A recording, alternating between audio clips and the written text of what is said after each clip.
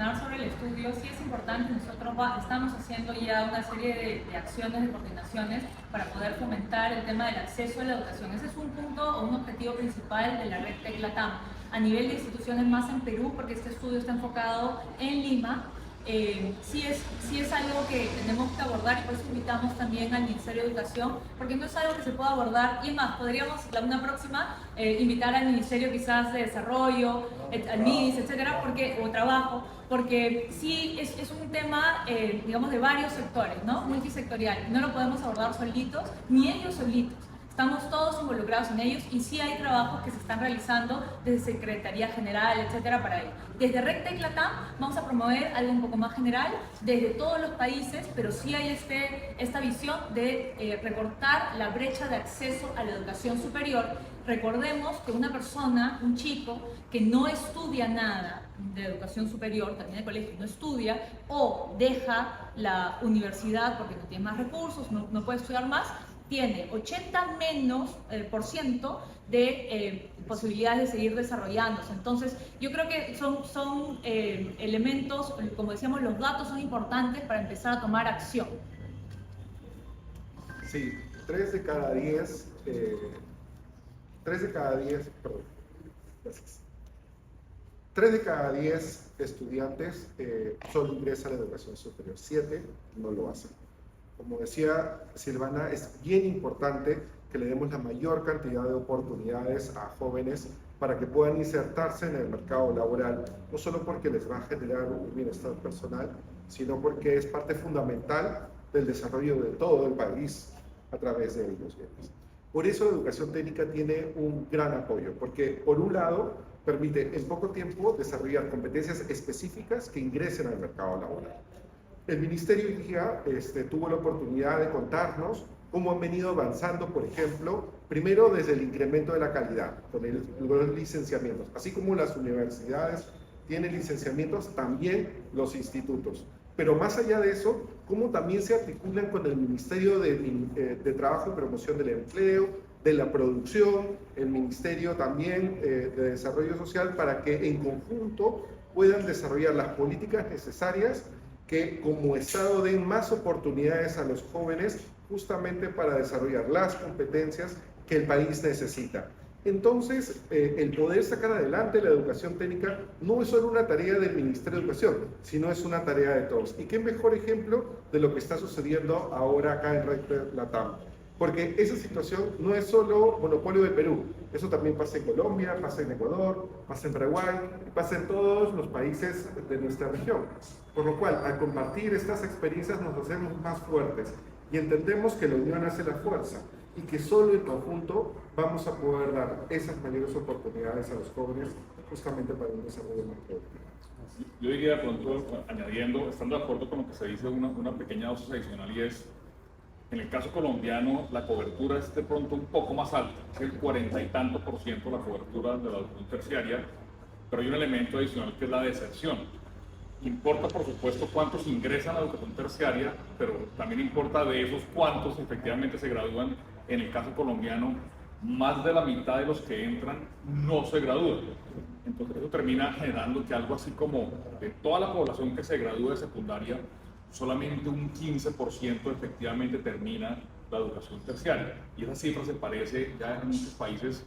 Eso para decir lo siguiente: la razón por la cual la técnica y la vocacional es tan importante, y eso no aplica no solamente para América Latina, sino para muchos países del mundo, es porque es efectiva, como se decía en la pregunta, es más efectiva, tiene menos deserción, es mucho más baja la deserción en la técnica y la vocacional que en la universitaria, es más corta, como dijimos, pero además de eso, la pregunta sobre pertinencia y calidad está más de presencia, porque como dijimos en el conversatorio, no hay peor engaño para la juventud que darle una titulación que no es pertinente y no es de calidad. Eso significa que la competencia que ganó en realidad no la ganó y no va a ser herramienta de desarrollo personal, de bienestar para su familia, de capacidad de aprendizaje y de progreso.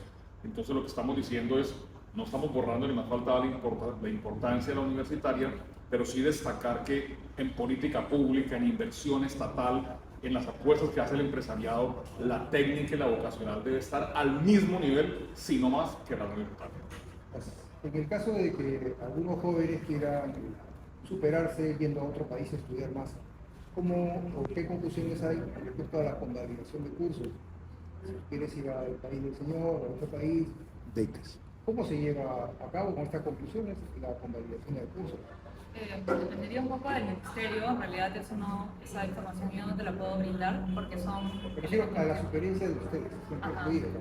Lo que nosotros buscamos, bueno, de hecho ahí Eduardo tiene un poco más de experiencia con el tema del marco nacional que ellos tienen de cualificaciones porque está bastante completo sobre ese punto, pero sí creo importante que lo que se va a tener que hacer es coordinar cuáles son justamente esas habilidades que tienen en nuestro caso, los estudiantes, los profesionales peruanos, y eso se convalida finalmente con lo que requiere un mercado laboral chileno, lo que requiere un mercado laboral, no sé, de otro país, panameño, ¿no? Entonces, ¿cuál es el modelo? ¿Cuál es esta estructura? Es bien complejo de decirlo, porque justamente por eso creo que no nos ponemos mucho de acuerdo, ¿no? Si incorporamos, por ejemplo, un agricultor, sus destrezas y conocimientos durante muchos años, se involucran o se colocan dentro de la experiencia laboral que tiene. Esa es la conversación que se nos viene también, o bueno, también se ha ido desarrollando un poco en este tiempo, ¿no? De repente ahí Daniel me puede dar un poco más de información. Sí, creo que es importante, además de que los estados puedan generar marcos que permitan la facilidad de trasladarse, no solo por periodos cortos de tiempo, sino incluso haciendo traslados completos. Muchas veces las familias tienen que mudarse de un país a otro, y podrían los estudiantes poder continuar y no interrumpir sus estudios de un instituto a otro. Entonces, eso parte de tener un marco más homogenizado, más estandarizado entre los países de América Latina, como por ejemplo sucede en Europa. Ese espacio se puede ir iniciando con algunas pruebas que institutos que conservan la misma calidad y bajo convenios entre ellos puedan ir iniciando a manera de pilotos y poder generarse también convenios entre los ministerios respectivos para sostener de que esos alumnos en esa movilidad puedan continuar sus estudios. Y justamente esa es una de las bondades de las cooperaciones pública-privadas que justamente RedTech Latam podría promover. Exactamente, tal vez diría yo que en la misma línea, hay un economista famoso que decía: los problemas de la sociedad son demasiado importantes para dejárselos al gobierno. Entonces, por eso es que es una colaboración de todos en la que todos tenemos que contribuir, y RedTech, como bien decía Daniel, viene de ahí, viene de que queremos aportar. Durante el conversatorio mencionamos una referencia a algo que en Europa, que también ya se dijo, se conoce como la red Erasmus. Eso existe desde hace muchísimo tiempo, hace más de 40 años que existe esta red, en donde venía, digamos, con la Comunidad Económica Europea, pero encontraron la manera de que se fueran sumando aliados para movilidad estudiantil. Y en el marco de esa red se generaron todos los convenios, todos los acuerdos, las equivalencias. Digamos, RedTech, pues difícil que sea Erasmus, pero uno sí puede sembrar la semilla, uno sí podría decir, y yo creo que no es ingenuo o no es incorrecto pretender que en la red nosotros sí ayudemos a dar algunos pasos significativos para esa colaboración transnacional. ¿Por qué se requiere la colaboración transnacional? La única manera de tener equivalencias en conocimientos, en saberes, en aptitudes, en reconocimientos previos de aprendizaje es a través de esa colaboración transnacional, y aquí desde lo privado, desde lo académico privado, estamos tratando de promover.